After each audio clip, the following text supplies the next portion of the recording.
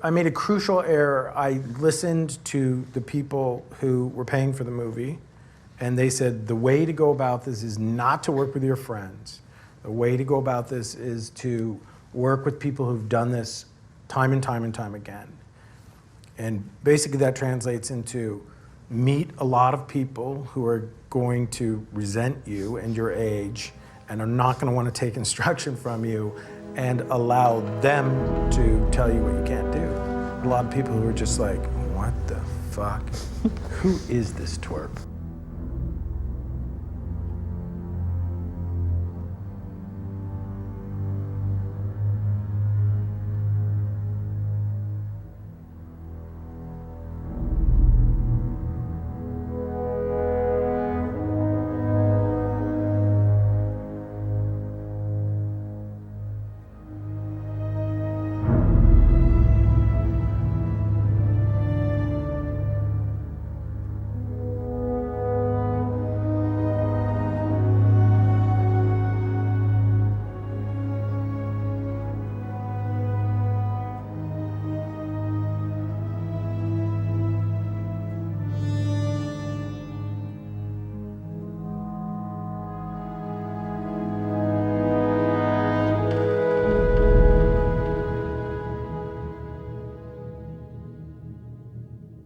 Welcome back to our Alien 3 behind-the-scenes coverage. Make sure you watch part 1 before checking this one out. With that said, let's continue. Walter Hill and David Giller toned down Larry Ferguson's fairy tale script. The script would be very similar to the theatrical and assembly cut we all know with familiar dialogue. Rather than go over the script bit by bit, since I assume you, dear viewer, watched the movie, I will cover the things in the script that are largely different from the final film. Honestly, when it comes to Giller and Hill's script, I don't know what to credit as their work, as they appropriated elements from David Tuohy's, Vincent Ward, John Fasano's, and Larry Ferguson's script. I also need to mention that Barbara Schock wrote elements in the script as well. This pattern mirrors what they did to Dan O'Bannon in the 70s in the first Alien film. I must also point out that these two slimeball producers also stole writer fees that should have went to James Cameron for his first treatment of Aliens, and they had no problem taking the credit and the money for themselves. So at this point, it's pretty clear these two producers had no conscience taking from others. So everything they claim is a point worthy of questioning. Regardless, this was the end result of their so-called first draft.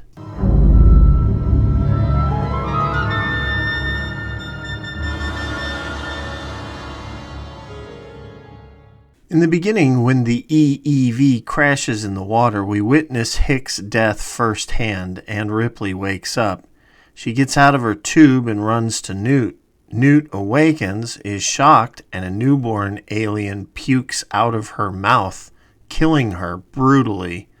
Ripley screams, and the scene cuts.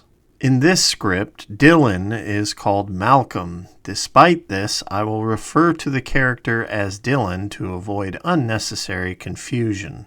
Before the funeral, prisoners are working in the glassworks, and Dylan comes in telling them they will show respect for the funeral, and they obey.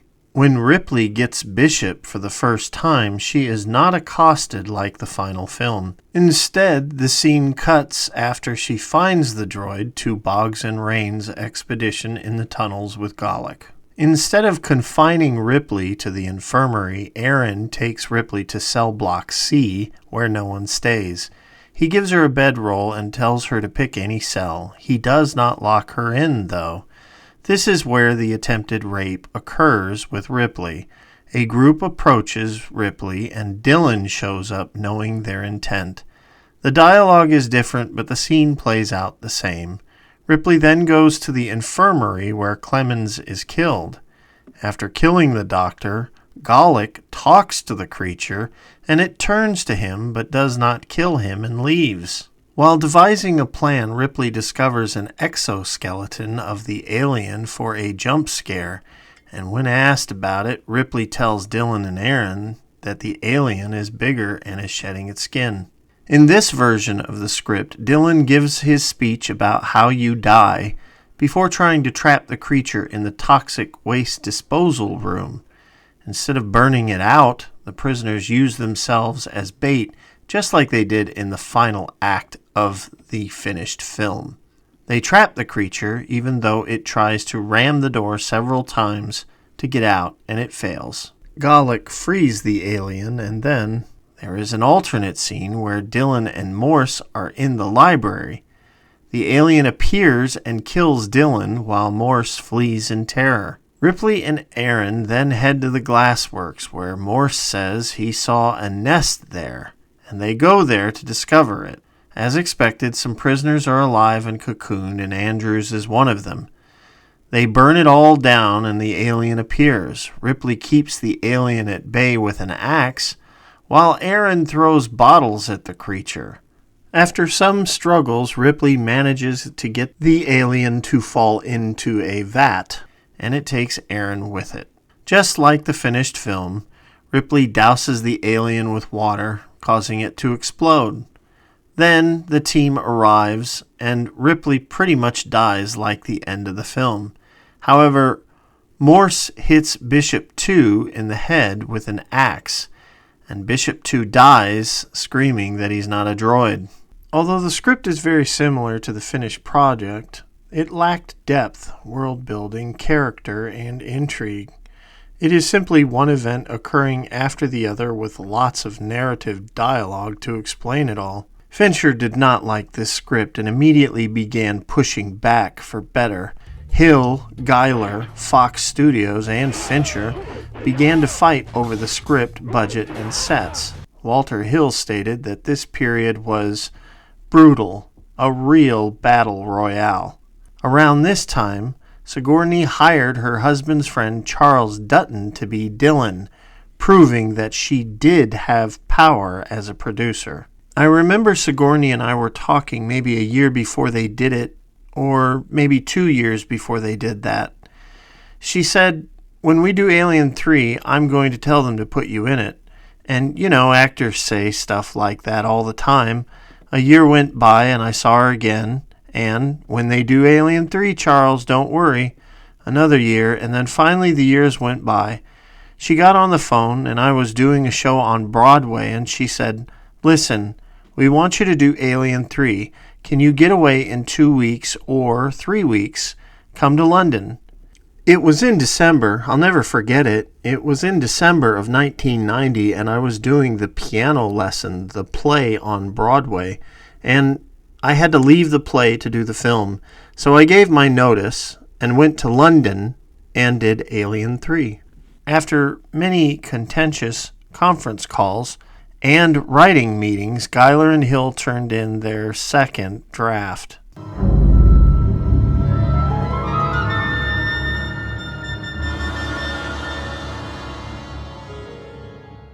This version is very identical to the final shooting script. There are some strange choices with this script, mainly with Golic, that stretch credulity. In this version, when he frees the alien, he says he's with it all the way and wants to help, and the beast just runs away, not caring to kill him, even though he is in very close proximity with the xenomorph. After this, a group of prisoners splinter from the main group in this script, as some don't hold the faith with Dylan. Later, Golic murders these 3 prisoners who decide to do things their own way, while the others wait for the rescue team in the cell block hall. In this version, there is a cocoon scene as well, and Andrews is alive. Dylan burns the room, and he pushes Morse out of the room to get him to safety. Then Dylan locks himself in the room with the alien. Like the last version, he hits the alien with an axe, but it kills him. When Bishop 2 arrives, Golic is there to meet them and takes them to Ripley. Aaron takes the place of Dylan in this version and holds the alien in place so they can drop the lead, thus trapping the alien in the attempt to smother it, and Aaron heroically dies. Golic is the one who hits Bishop 2 in this version, and he does kill him before being gunned down himself. Morse survives like the theatrical version, and at the end he repeats Dylan's eulogy for those who died. For within each seed there is the promise of a flower, a new beginning. When Fincher read this script, he was distraught. His newly appointed assistant in London was none other than Barbara Schock, who was previously Vincent Ward and then Walter Hill's assistant. Barbara tried her best to advise him. She suggested that her husband, Rex Pickett, who was a writer, could take a look at the script and help polish it as a favor. This was a supremely critical moment for this film, as David Giller and Walter Hill began a 10-day vacation to the Orient over the Christmas. Fincher took it upon himself to secretly send the script to Pickett, and Pickett sent him a letter that stated the script was garbage with no conflict. So I brilliantly analyze it, saying it's missing conflict, it's missing story, it's missing characters that were invested in, whatever, blah, blah, blah. It's a mess, basically. However, in that letter, I said, unfortunately, I really think that Walter Hill and David Giller are just a couple of hacks living off their laurels in Malibu. Fincher gave the letter to line producer Tim Zinnemann, and he agreed with Pickett's sentiments. Fincher used his own money to fly Rex to London, and within 9 days, Rex rewrote the script for free. Fincher then boldly presented Rex to Fox as a new writer, with the support of Tim Zinnemann and John Landau, and this pissed off Hill and Giller. Then, something strange happened. Line producer Tim Zinnemann was suddenly out of the film. Zinnemann was known very well in Hollywood and had a list of films behind him as a second unit or assistant director to many films, as well as a producer for 16 films. Whatever led to his dismissal, he wanted revenge. Who fired him specifically, I could not discover, but since Fox bigwigs and or Giller and Hill were the main powers behind this film, it narrows the culprits down. Zinnemann's reaction to his termination narrows it down further, as he responded to his termination by making copies of Rex Pickett's December letter analyzing Giller and Hill's script. You remember, that letter that said wonderful producers were hacks resting on their laurels in Malibu? Zinnemann then sent this letter to everyone he could, Fox bigwigs, Giller, Hill, Fincher, crew, etc. It is evident that Zinnemann wanted to smear Giller and Hill's so-called talent. But whatever his motives, it culminated to a nuclear bomb dropped, with serious repercussions for this film in the long term. As for the reception of this memo, David Giller said, "I was pissed, absolutely furious." Walter also mirrored his fellow producer by saying the thrust of the memo was that we were fools not to recognize the merit of the ideas the director had. After everyone received the letter, Rex Pickett thought for sure he and his wife would be fired, but everything went silent for some reason. When there was a transition meeting for the new writer, bigwigs from Fox, Giller, Fincher, and Rex were all there. Instead of talking about the movie, Giller graphically touted how great Thailand prostitutes were and that they would do anything. The childish producer completely ignored Rex the entire time. Rex left the meeting thinking that Giller and Hill were very cavalier towards the film. This is supposed to be the transition meeting from one writer to the next, the passing of the torch. And that's all to heavyweight. We're on a crunch. You have to realize all these departments have now started to plan for a world of prisoners and whatever, a penal colony and whatever. They need probably shooting in 6 weeks as well. Yeah, you're right. I mean, this guy's talking about hookers in Thailand.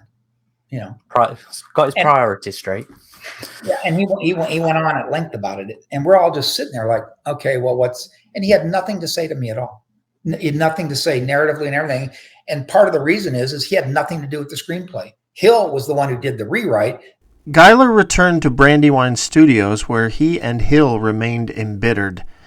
They did producer tasks from their office rather than get involved with production because, in their words, their authority was circumvented by Fox. Giller didn't hide his contempt towards the director they hired either. As David Fincher recalled, one time David Giller, incredibly aggressive and pissed off on a conference call with Fox, said, "Why are you listening to him? He's a shoe salesman." Fincher was later quoted saying this about the care for the narrative of the film by certain people involved, which can be easily deduced. There are people who shall remain nameless that I was bumping into as I was trying to put this thing together, who put the whole experience into a really interesting perspective. They would say, "Look, you could have somebody piss against the wall for 2 hours and call it Alien 3, and it would still do $30 million worth of business. That's the impetus to make these movies. You can't keep the people away."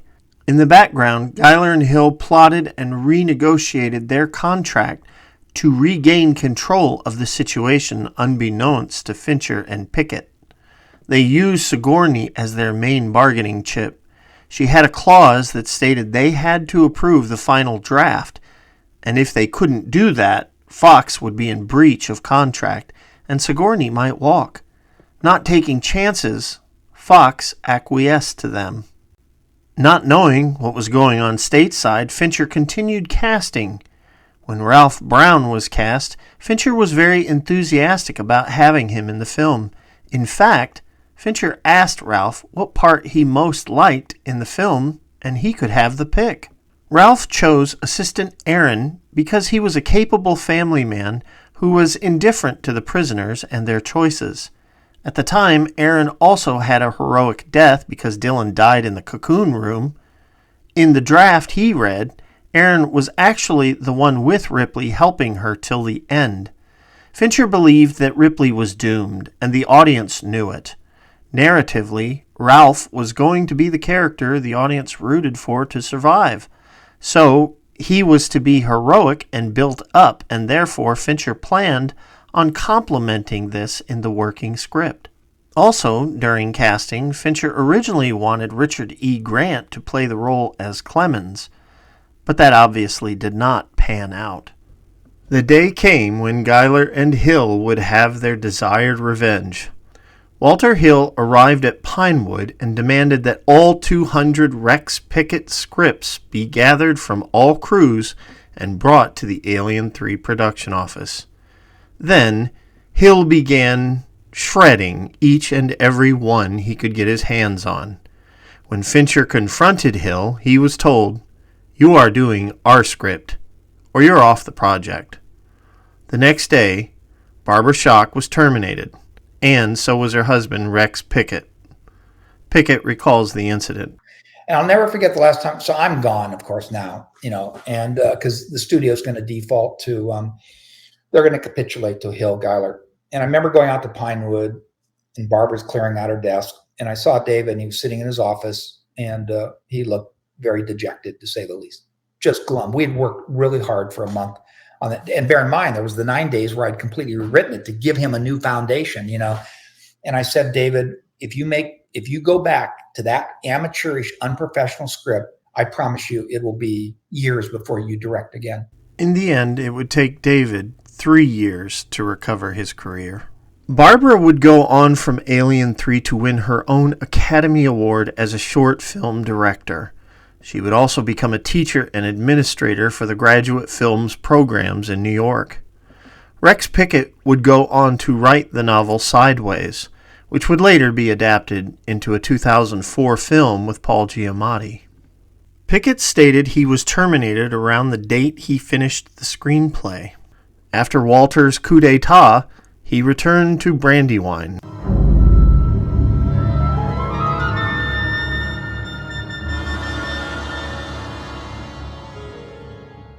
To start with, Pickett put a disclaimer on the front of his script stating that he was bound by some of Giller and Hill's story points, particularly the first half, which he did not believe in.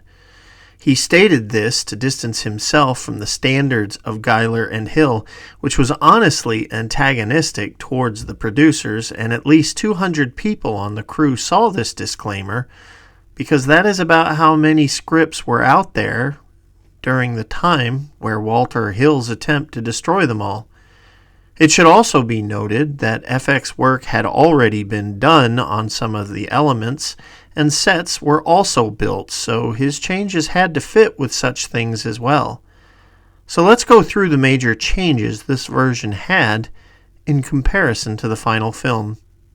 After the initial assembly hall meeting, Morse almost punches the warden for calling him a prisoner, and Dillon intercedes, warning the warden to refer to the inmates as the Forsaken. At the end of the meeting, Junior is very excited that a real woman is at the facility, and Dillon warns him about temptation. While unconscious, there is a window at the infirmary, and Golic stares through it curiously at Ripley. He is described as cross-eyed and with a deranged look. It is then that Andrew arrives and warns Clemens that if Ripley survives, it's a problem for all of them, suggesting that she's better off dead. Clemens reminds him he's a doctor, and Andrew leaves. Then Clemens sleeps on a cot next to Ripley, guarding her constantly. When Golic is brought to the infirmary and insists a dragon killed Boggs and Rains, he has a piece of alien exoskeleton with him.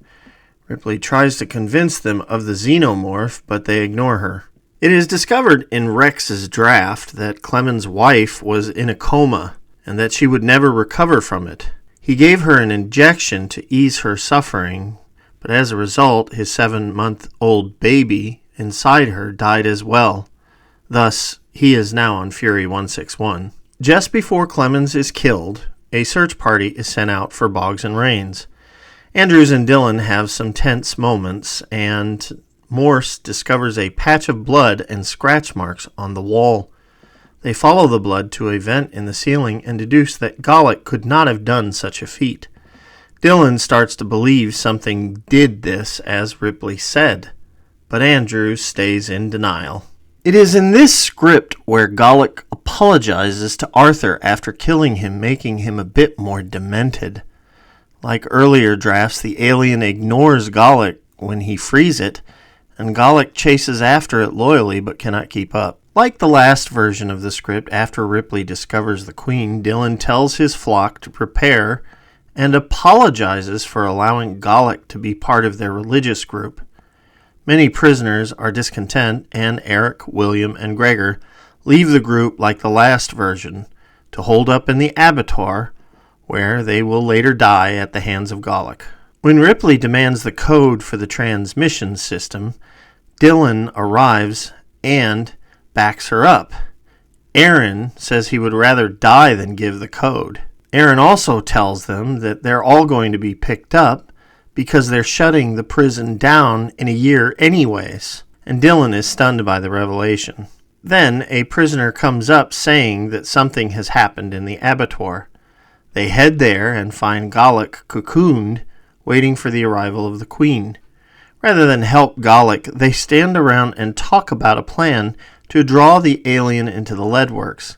They also talk about the closing of the prison, and Ripley repeats that if the creature gets off the planet, it is Armageddon for the galaxy.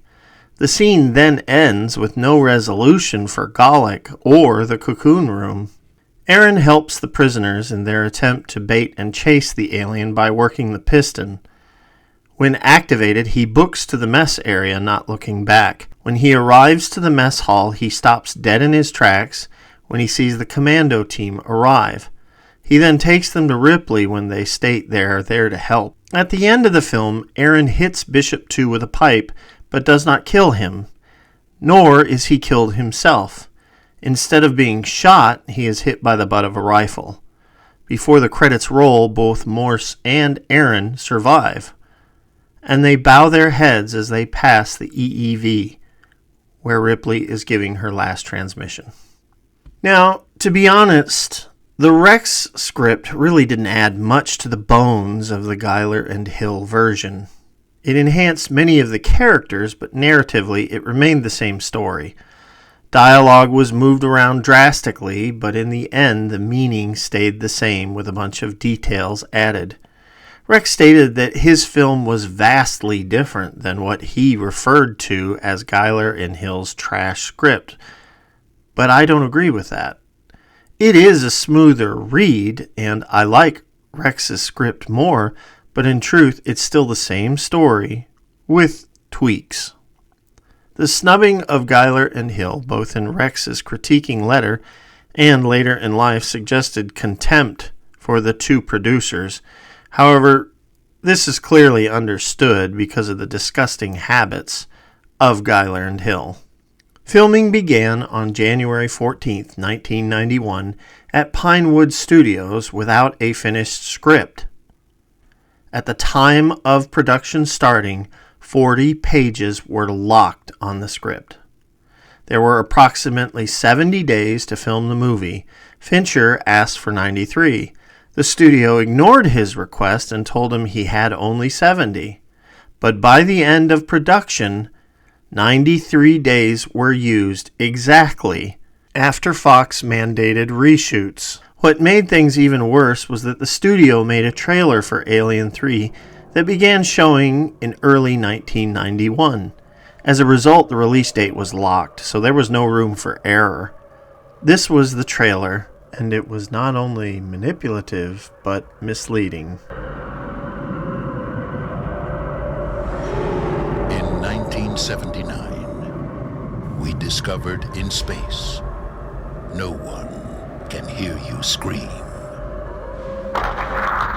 In 1992, we will discover on Earth, everyone can hear you scream.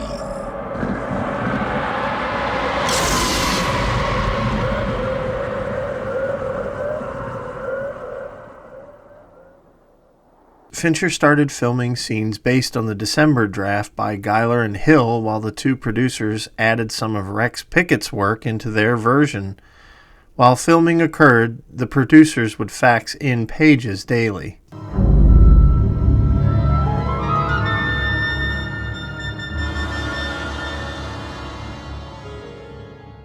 This was the shooting script, but don't let the date of the script fool you because it was changed constantly during production.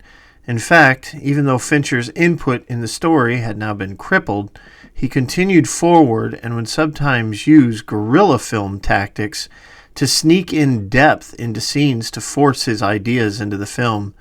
A perfect example was when he was told not to shoot the alien close up to Ripley.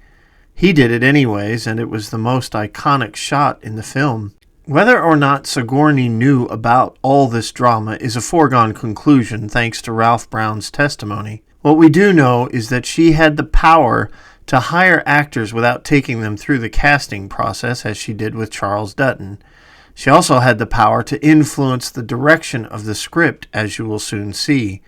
After all, she was a producer. The fallout over the script continued, and some dark streaks in Sigourney began to manifest on the set. When Sigourney learned that Ralph Brown's character, who would spend a fair amount of time with Ripley in the movie, was going to have a heroic death, she vetoed it because she was the heroine of the film.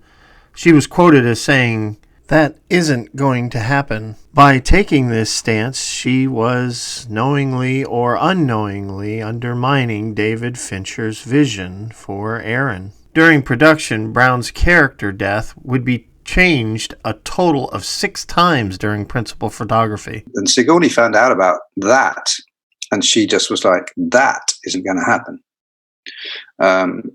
And I got summoned to a meeting at, then the 85 came in as a rewrite, and 85 IQ, and that was the joke with the prisoners and thing. And I was like, it just felt like, for me, it felt like a sort of sabotage. Now that Giller and Hill was back in charge of the script, they focused on Aaron, with Weaver pulling some of those strings while filming was going on. We know this because Weaver directly told Ralph Brown one day, out of the blue, "I tried to get them to kill you off on page 10. With his character under attack and being altered into a low-intelligent and timid character, Ralph became resistant to the change. Then Walter Hill and David Giller cornered him in a meeting. So I said, no, I'm not doing that. I just said no. So then Walter and David summoned me to their house in Holland Park and said, Ralph, what do we got to do to make you understand that this is going to be the way it goes? And I said, Walter, Walter had these shades on, right? He's like a scary motherfucker. But I later learned that he has some kind of cataract issues, and that the shades were not to scare people or to make him look cool. It was because his eyes had an issue. Anyway, I didn't know that. I just thought they were trying to intimidate me, which they kind of were. And but they were trying to do it in a nice way. You know what I mean? And he was like, so I think the first or second thing I said was, okay, this is my negotiating position, guys. I have no negotiating position. And they just laughed because they knew that was true. Now, Paul McGann and Ralph Brown were close, having worked on Withnail and I, as well as other projects, and they often shared their troubles over Sigourney together. One time, when the two were talking, Sigourney injected herself into their discussion. I remember telling Paul McGann one day, I said, I'm having a bad time with Sigourney. She keeps trying to undermine me and wind me up. And she walked over and she went, oh, look, a little tete-a-tete between Mr. Sublime and Mr. Ridiculous. I'll leave you two guys to work out who's who. And she walked off. And Paul went, she's going the right way for a smack in the mouth. It would become a constant occurrence that Weaver would critique Brown's performance on set. And Sigourney carried on the kind of low-level guerrilla warfare to put me off my acting and stuff. Was she doing that? Is that how you're going to say it? Is that how he's going to say it? Like that kind of classic nonsense, you know? Wow. We look like two bookends. Are you slouching? How come your costume is so clean? We're all dirty. How come you've got your hair? We're all bald. And Brian Glover, the lovely Yorkshireman who was my boss, was like, executive dress. You know, he always had a good one-liner to fuck her off, you know. Feeling terrible about the whole situation, Brown desperately went to Charles Dance and asked him about it. Dance told Brown that he was getting the same treatment from Sigourney and that he just needed to accept it, because the entire film was about her, and there was no getting around it. So Brown determined to do what he had to do and just showed up and did the job. That didn't mean it ended there. During a scene where Ripley and Aaron were looking at the prisoners praying after capturing the beast, Weaver could not disguise her hostility towards Brown, and because of her attitude, it took 39 takes to get the shot. After the day was over, Fincher approached him and said, "Dude, she vampired that scene. Don't worry, I can cut around what you did. We got it. But you're letting her get to you." Ralph Brown stated he was trying to stand his ground, but Fincher continued, "If you need me, I'm there for you. I can see what she's doing, and it's working. It's making you lose confidence, and I'm here to help you out. If you ever need to leave the set, take 5 minutes, regain your center. Just say it, okay? I got your back." Brown stated that Fincher's words were a welcome acknowledgement that he wasn't paranoid, and then he said he had to try to protect his performance. At the end of the day, that was all that mattered. Daily, the script would change. New pages would be faxed to the set. Sometimes, after filming a scene, the crew would find out the next day it was cut or altered by the studio, making day-to-day utter chaos and the scenes confusing. Paul McGann, who played Golic, was rather blunt about the situation on set. "There are more producers around here than actors. I wondered who the hell they were at first. It's like having an extra fucking audience for every scene. You can't get a clear picture of who wants what. It gets changed as we go along. I don't know what they're doing here. Rewriting some of the script? Getting in the way? Fuck knows." In coverage for Premiere Magazine in 1992, an event was described where Michael London was on set and someone said a shot looked good enough. Fincher replied, "This movie isn't made for people who see a movie one time. It's a movie for people who are going to see it 5 times. Fox executive Michael London then whispered a bit grudgingly, "That's where a lot of the friction comes. David wants it to be perfect every second, which is what he's paid to do." Fincher got 3 phone calls a day from John Landau requesting cutbacks. In time, this would create clashes between the two. It got so bad that on one occasion, Fincher stated to John Landau in front of the effects team Then ship me out of here right now and take my name off this fucking piece of shit. Fincher then hung up on Landau and went back to work as if nothing happened. It's amazing to me that Fox is the #1 studio in the country because they're all such a bunch of morons. When the shoot was 10 days over, John Landau came to the set to get things under control, and Sigourney Weaver was infuriated by the attacks on David's direction. John came over with instructions to cut this, /that, and there was an inference that David was this infant, terrible, going mad. It was very contemptuous of the effort we were putting in to come in and say this isn't necessary, and that's not necessary. After watching the crew in London for 2 weeks, Landau pulled the plug, even though studio interference was the main reason the picture was behind. Everyone was ordered home and sets were put in storage. Weaver tried to call Joe Roth directly to stop it, but it was too late. Roth told Sigourney it was about cold hard cash. At this point, the film had cost $40 million. A rough cut was cobbled together and the studio heads started making notes. My first screening notes were too long, could be better paced, needs to be more like a traditional horror film. David Fincher and Terry Rawlings worked in the editing room frantically, and Weaver recalls Fincher's response to the studio when they gave him the many notes he had. We all sat there and decided to make a china cup, a beautiful, delicate china cup. You can't tell me we should have made a beer mug. Since the studio trusted editor Terry Rawlings, many of the scenes filmed by Fincher that were changed by the studio were championed by Rawlings to force the studio to reinsert the scenes into the final cut. After the rough cut was finished, 6 more weeks were added to the film slate. It was around this time that Paul McGann was told his character of Gallic would be cut drastically. We already knew there was a serious problem because shooting had stopped. David sat me down and told me that there would have to be changes where Gallic was concerned. I was told to talk differently, to make the character knockabout and funny, and he to be British, not American. David said the character was too close to home, but never explained what this actually meant. It was an awkward conversation, and it made me nervous. David wouldn't delve into the politics of the decision. It didn't seem to be his words he was saying. Although Gallic's cutscenes are rumored to be because of test screenings, which supposedly took place with 6 weeks of filming to go, some sources state that Sigourney Weaver once again interfered with the script, and she insisted that McGann's scenes be reshot. There were only 2 sources I found that stated this, so I'm not comfortable saying it's fact. However, if this was the case, there was no love lost between McGann and Weaver, as it is stated in an article from Death by Films, The Making of Alien 3, that she also ridiculed Paul McGann when a magazine described him as the perfect man. Despite the chaos, the crew who nicknamed the film Skinheads in Space stood behind Fincher and loved him. By the end of the shoot, Fincher was exhausted and wounded to the point that he still rarely speaks of the movie. During post-production, Fox requested Fincher cut the movie to be under 2 hours so it could make more money, and by that time Fincher literally said, "Fuck it," and left, leaving Fox to do all the editing by itself.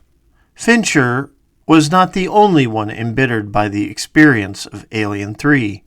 Author Alan Dean Foster, who wrote Alien and Aliens and Star Wars novels, and many others, refused to do Alien Resurrection because of his experiences with Alien 3. He wanted to keep Newt alive as he thought it would deepen the story with the prisoners and Ripley, but Walter Hill demanded he not stray from the script he and Giller envisioned. Thus, Foster thought the killing of Newt was an obscenity. By the end of the production, Fox had spent 6 years making Alien 3, with millions lost in vain during pre-production. The 2 responsible for this was Giller and Hill by all accounts. And now I have to venture into a very unpopular take, and I'm ready for many negative comments. There also needs to be fair blame on Sigourney Weaver, who damaged the very premise of Alien 3. Whether you like it or not, she is the sole person that carries the weight of Newt and Hicks not being in the film, in my opinion. When a head of a studio states, Ripley is the centerpiece of the Alien franchise, you can bet bottom dollar she was in a position to bargain for her lesser castmates. She also had the power to say, if they don't come back, I don't come back. If anyone thinks she didn't have this ability, they are fooling themselves, especially when she is getting paid $4 million for her role. Not to mention that she was given a producer credit, which she could use to manipulate Giller and Hill to handicap characters like Aaron in the script, and cast major roles like Dylan. Sigourney would later apologize to Brown for her treatment of him, and Brown said he had no bad feelings. However, Brown would later post and talk about these events over the years openly. Thus, what happened was not forgotten. On May 22, 1992, Alien 3 would be rolled out to the masses. The takes on the film after 30 years are all over the map. Some loathe this movie. There are some that see it as the best of the franchise. Others state it is art, while others say it is trash. For now, we refrain from giving our take because that will have to wait till our next video, where we will do our deep dive into the film. Gird yourself. I have some takes on this one, and I'm not afraid to express them. Do you hear me? I'm not afraid anymore.